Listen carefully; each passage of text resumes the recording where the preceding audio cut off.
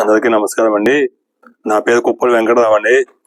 నేను RTC driver 7029 staff నెంబర్గా Jangareddy 2013 నుంచి 2021 10వ నెల 16వ తారీఖు వరకు విధుల్లో ఉన్నానండి.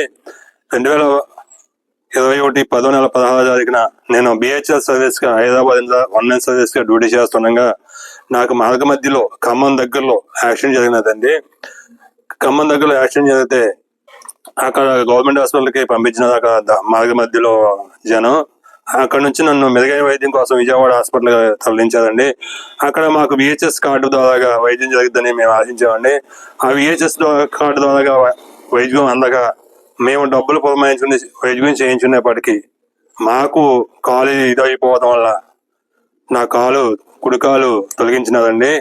నాకు ఆర్టీసీ డిపార్ట్మెంట్ ఆదుకుని నా ఫ్యామిలీని ఆదుకుని చేస్తుంది అనుకున్నాను. కానీ నన్ను ఆర్టీసీ డిపార్ట్మెంట్ అప్పట్లో వైద్యం నిమిత్తం ఏమీ ఆదుకోలేకపోయింది. నేను డబ్బులు పురమాయించుకుని వైద్యం చేసుకునేప్పటికీ నాకు గాను ఒక కాలు డ్యామేజ్ అయ్యిందండి. దానివల్ల మళ్ళీ మేము డబ్బులు చూసుకుని వైద్యం చూయించుకున్న తర్వాత మళ్ళీ ఒక 4 నెలలు పోయాక డిపార్ట్మెంట్ దగ్గరికి వెళ్ళి సార్ నాకు ఉద్యోగం ఇవ్వండి అని అడిగినానండి.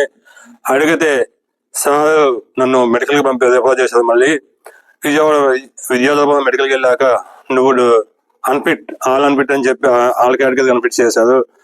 ఇది గమనించి నాకు మరలా ఉద్యోగం ఇవ్వాలని చెప్పి నేను అర్జీలు పెట్టుకున్నాను. మా ఎండీ గారి దగ్గరికి వెళ్ళాను, పెద్ద నాయకుల దగ్గరికి వెళ్ళినా సరే నాకు ఎటువంటి న్యాయం జరగలేదండి. దీన్ని దృష్టిలో ఉంచుకుని నాకు ఒక తల్లిదండ్రి, లెగలేని తల్లిదండ్రి, 2 పిల్లలు, భార్య, మేమందరం కూడా నా మీద ఆధారపడి బతికేవాళ్ళం అండి. ఇది గమనించి మరలా నాకు జీవో వచ్చినా సరే ఆన్ డ్యూటీలో యాక్సిడెంట్ ఇది అయిన డ్రైవర్కి ఉద్యోగాలు ఇమ్మని చెప్పి జీవో వచ్చినా సరే నాకు జీవోని కూడా పక్కన పెట్టి నీకు 10th సర్టిఫికేట్ లేవమ్మా, నీకు జాబ్ లేదు అంటున్నారు. నాకు 10th సర్టిఫికేట్ లేకుండానే నాకు జాబ్ ఇచ్చారండి. అప్పుడు నాకు లైసెన్స్ మీద ఇచ్చారు. ఇవాళ నేను డిపోలో చేయవలసిన పనులు నేను చేయగలిగిన పనులు ఉన్నాయండి. నేను చేయగలిగిన ఉద్యోగం నాకు ఇచ్చి మళ్ళా నా కుటుంబాన్ని, నా కన్న తల్లి అంటే ఆర్టీసీ ఆదుకుంటుందని ప్రార్థిస్తున్నానండి. అదేవిధంగా నా తల్లిదండ్రి కూడా లెగలేని మంచం మీద పరిస్థితి. ఇవన్నీ అర్థం చేసుకునే డిపార్ట్మెంట్ పెద్దలు అయిన మన నారా చంద్రబాబు నాయుడు గారు, పవన్ కళ్యాణ్ గారు, నారా లోకేష్ గారు, మా ఎండీ గారు అందరి దృష్టికి తీసుకెళ్లి ఈ మీడియా ద్వారా నాకు న్యాయం చెప్తారని ప్రార్థిస్తున్నానండి.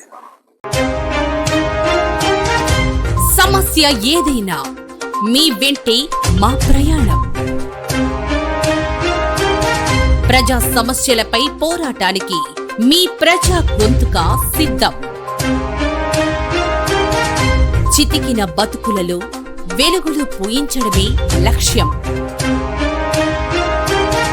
కొత్తగా, సరికొత్తగా ప్రైమ్ 24x7 న్యూస్ మీకోసం, మీ ముందుకి మా ప్రయత్నం. మీ ఆదరణే మా బలం.